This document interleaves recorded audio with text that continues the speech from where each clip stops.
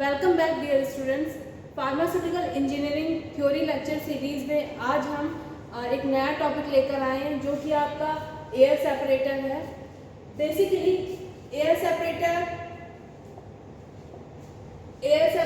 आपका यूज किया जाता है सेपरेशन पर्पस के लिए।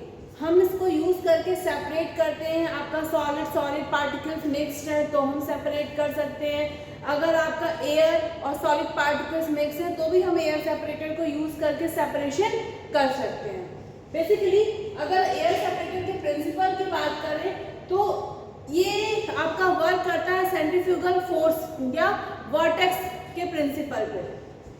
वर्टेक्स एक्शन और सेंट्रीफ्यूगल फोर्स इन दोनों पे के प्रिंसिपल पे वर्क करके आपका एयर सेपरेटर वर्क करता है। क्यों? क्योंकि इसमें हाई वेलोसिटी से फीड इनलेट एयर के साथ इस सिलेंड्रिकल चैम्बर में पास किया जाता है।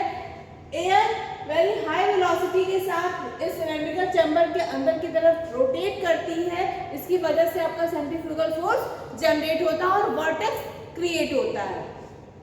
नेक्स्ट अगर हम इसके कंस्ट्रक्शन की बात करें तो आपका एक रोटेटिंग शाफ्ट होता है। रोटेटिंग शाफ्ट क्या है? ये वाला पोर्शन, ये आपका रोटेटिंग शाफ्ट है जिसके साथ अटैच्ड होके आपके ये फैंस अटैच्ड है, जिसके साथ अटैच्ड होके ये फैंस लगे हुए हैं। नेक्स्ट है फीड इनलेट। फीड इनलेट क्या है? वो पर्टिकुलर पॉइंट जहां से उस मटेरियल का इनलेट कराना है, जिसका सेपरेशन हमें करना है, तो ये फीड इनलेट है। That are situated in the upper portion of the cyclone separator.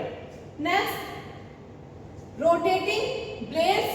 ये आपकी rotating blades लगी हुई है। कई बुक्स में आपको फैन के नाम से या रोटेटिंग ब्लेड के नाम से भी मिलेगा, फैंस भी इसको कहते हैं। नेक्स्ट है आपका सेपरेशन जोन। सेपरेशन जोन क्या है? वो पर्टिकुलर एरिया जहां पे आपका सेपरेशन होना है, वो पर्टिकुलर एरिया जहां पर आपका सेपरेशन होना है, जो कि आपका ये है, जहां पे सेपरेशन होना है वो ये है। इसका अगर हम सिंपल कंस्ट्रक्शन बोले तो cylindrical body with a conical base, cylindrical body with a conical base which is made up of by using the stainless steel, cast iron. Basically हम एयर सेपरेटर को बनाने के लिए हम स्टेनलेस स्टील ही use करते हैं क्योंकि वो रस्टिंग या कोरोजन उसके साथ नहीं होते हैं। नेक्स्ट है वेसल। ये क्या है? ये वो पर्टिकुलर पॉइंट है जो आपका बॉटम का पोर्शन है, जहां से आपका साइज सेपरेशन के बाद मटेरियल बाहर की तरफ आएगा। नेक्स्ट कोर्स कोन और फाइन कोन। ये आउटलेट पोर्शन है जहां से कोर्स पार्टिकल और फाइन पार्टिकल आपके बाहर की तरफ आएंगे। अगर हम इसकी वर्किंग की बात करें, अगर हम एयर सेपरेटर की वर्किंग की बात करें तो मटेरियल को हम इंजेक्ट करते हैं by using feed inlet. Air के साथ हाई वेलोसिटी के साथ मटेरियल एंटर करता है, उसके बाद रोटेटिंग शाफ्ट रोटेट करता है। इसकी वजह से ये फैंस भी आपके रोटेट करते हैं, रोटेटिंग शाफ्ट रोटेट करता है जिसकी वजह से फैंस रोटेट करते हैं। और आप ये देख रहे होंगे जो मटेरियल है, ये मटेरियल गिर रहा है इस फैन के ऊपर।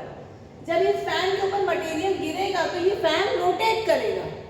हाई वेलोसिटी है, हाई वेलोसिटी की वजह से फैन रोटेट करेगा और रोटेशन की वजह से इसके ऊपर मटेरियल भी गिर रहा है तो वो फैन उस मटेरियल को पूरे चैम्बर में सर्कुलेट कर देगा। तो ये पूरे चैम्बर में सर्कुलेट होगा। जहां पे जो लार्ज पार्टिकल है वो आपके चैम्बर के साइडिंग की तरफ जाएंगे और जो फाइन पार्टिकल्स हैं वो आपके सीधे मिडिल पोर्शन की तरफ रहेंगे। और वो जो फाइन पार्टिकल्स हैं वो आपके बॉटम से फाइन पार्टिकल आउटलेट के थ्रू बाहर की तरफ निकल जाएंगे। और जो लार्ज पार्टिकल्स हैं, लार्ज पार्टिकल आपके साइडिंग के सरफेस पे इकट्ठा होंगे और साइडिंग के सरफेस पे इकट्ठा होने के साथ आपके कोर्स पार्टिकल आउटलेट से आपके बाहर हो जाएंगे।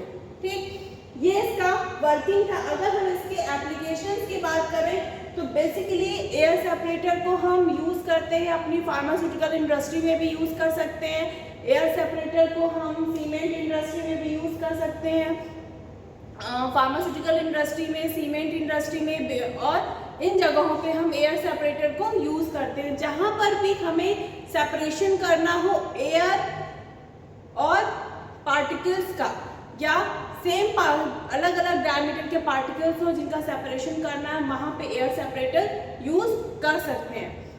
नेक्स्ट एप्लीकेशन है, ये कॉन्टिन्यूअस प्रोसेस है, दैट मीन्स कि आपका मटेरियल एंटर कर रहा है और आपका सेपरेशन हो रहा है, हमें साइज सेपरेटेड पार्टिकल्स हमें बॉटम से कलेक्ट हो जा रहे हैं, तो ये कॉन्टिन्यूअस प्रोसेस है।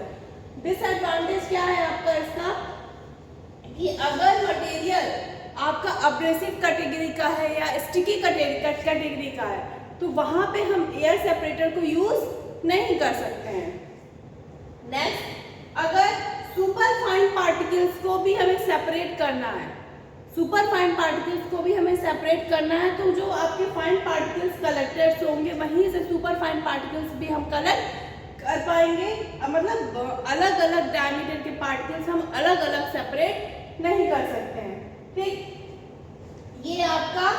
और नेक्स्ट डिसएडवांटेज है कि हाई एनर्जी कंजप्शन होता है अगर हम एयर सेपरेटर को यूज कर रहे हैं, ये इसके डिसएडवांटेज।